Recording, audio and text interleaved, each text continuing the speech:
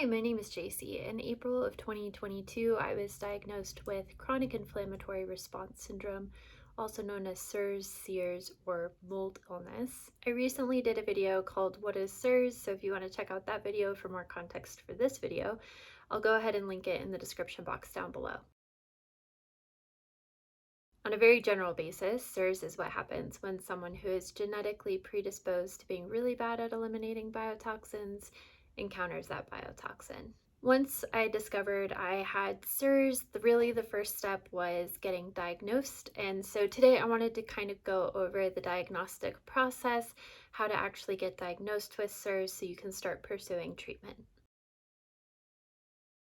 The thing that really convinced me about CIRS is how clinically proven it is, both in its diagnostic parameters, but also in the Shoemaker clinically proven protocol. As someone who had dealt with chronic illness for a while, I knew that I didn't want to waste time going down another fruitless rabbit hole, and all of the science behind CIRS really convinced me that this would actually give me a shot to root cause healing and not just symptom management. So while I'm not a provider, I am an experienced CIRS patient, and so I'm going to do my best to explain this in a way that CIRS patients can understand. The first step to the diagnostic process is seeing if your symptoms align with a CIRS diagnosis. There are over 37 symptoms associated with CIRS. The way that you go through the diagnostic protocol, those 37 symptoms are arranged in 13 different symptom clusters. If you have at least one of the symptoms in the cluster, that symptom cluster will count towards your symptom cluster total. If you have 8 of the 13 symptom clusters, you have over a 90% chance that you do have CIRS. So if you do have 6 or 7 of the symptom clusters, it may still be worth looking into, but 8 out of the 13 is the clinically proven diagnostic criteria. The visual contrast sensitivity test is a vision test. You can take it online at vcs.com. And what it does is it actually helps determine your ability to see blurred lines. With people who have biotoxin illness, not only do they have a biotoxin actively affecting the nerves in their eye, but they also have a bunch of inflammatory junk circulating in their bloodstream. Definitely check out my What is CIRS video if you haven't already, if you want more context for this. But essentially, white blood cells can start clogging up the tiny little capillaries in the back of your eye, and it makes it difficult to see blurred lines. If you fail the VCS test, it's a very high likelihood that you do have CIRS. Some people will pass the VCS test even if they have CIRS, especially if they work in artistic fields or somehow have a job requirement that they have to tell colors apart. They just have more of a training or skill set in seeing blurred lines. All to say, if you fail it, you definitely have CIRS, keep moving forward. If you pass it, you may still have CIRS. You want to look at your symptom clusters and if CIRS feels like the right fit for you. As a side note, for people who are going through the treatment protocol for CIRS, you can actually use the VCS test to track your improvement along the way. So at some point when you're taking the biotoxin binders, you will be able to tell blurred lines again. And so passing the VCS test is a really great way to see how you're progressing through treatment. Personally, I had some autoimmune stuff interact with my eyeballs in a way that I now have cataracts, so I will never pass the VCS test, so it shouldn't be your only indicator of progress. The next step in the diagnostic protocol is getting blood work done. There are two kind of genres of blood work you need when you are looking at CIRS patients.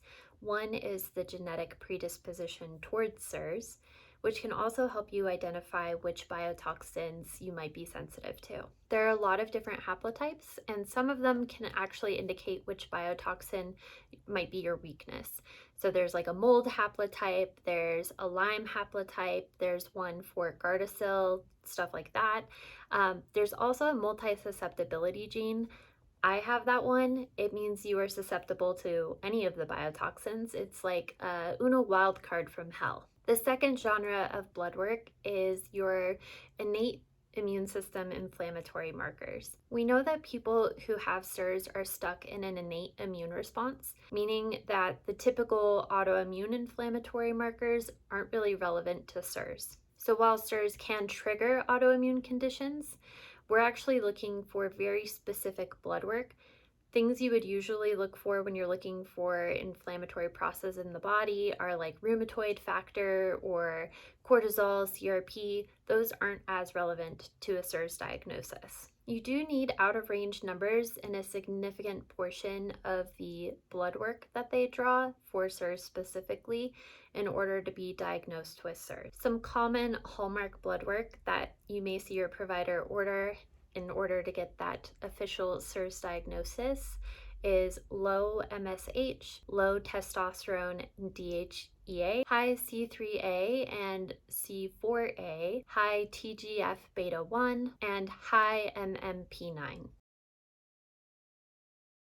Hey, it's Editing Jacie here. I thought it'd be helpful to go through the biotoxin pathway a little bit. I'll do a full video on this concept, but in order to better explain the blood work I was talking about, I wanted to very quickly introduce this concept. So the biotoxin pathway explains how biotoxin and the actual inflammatory response impacts different downstream blood markers.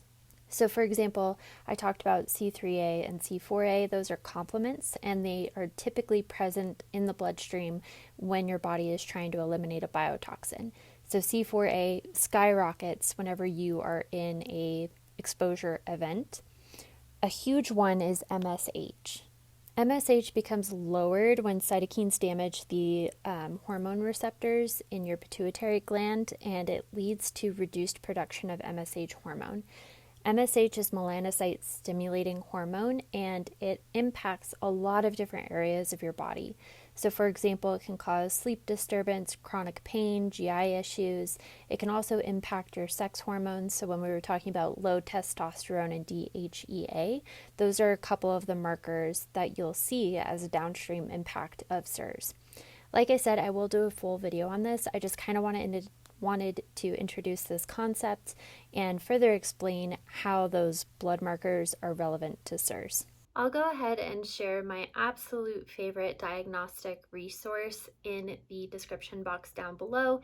It will actually go through each of those blood markers and give a short explanation as to why and how they operate within the ecosystem of CIRS. And the last thing I will say is that as someone who kind of went through this journey last year, I completely understand how overwhelming CIRS can seem, especially when you're trying to find information online and everything feels very provider facing and not very patient friendly. As I said, I was diagnosed in April. I started treatment on a Shoemaker protocol in June. It is now January of 2023, and I am feeling so much better. But even better news is I still have more of the protocol to go, meaning I'm not done yet. There's more healing to come. And I've heard this from not only myself, my own experience, but other CIRS patients. It's this bizarre thing of you are finally feeling like yourself and you're finally feeling better, and it just keeps getting better. I mentioned this in my last video, but when I was diagnosed, I was actually diagnosed at the same time as my friend. So we were just leaning on each other for support and resources as we were dipping our toes into the CIRS environment. And we decided to create a support community so that other people could have that same community experience that we did when we were first embarking on our CIRS journey. You can join us at thecirsgroup.com if you're interested. If you like this video, if you found it helpful, I would appreciate you giving it a thumbs up. Leave a comment down below letting me know what kind of information you would like to know more about CIRS. And don't forget to subscribe. I plan on creating more CIRS videos and making sure that people know about this. This was a hope for healing I never thought I could have. And it's really important to me that more people learn about it, and so they can escape the pain and the brain fog that I think only CIRS patients really know what I'm talking about. It's debilitating and it takes your life, and I want more people to have the hope that I have now. Anyways, I hope you enjoyed this video. If you or someone you know is dealing with CIRS, I wish you so much healing and love and just peace through this entire process. And I hope you have a really great day. Thank you so much for watching, and I'll see you on the next one. Okay, bye.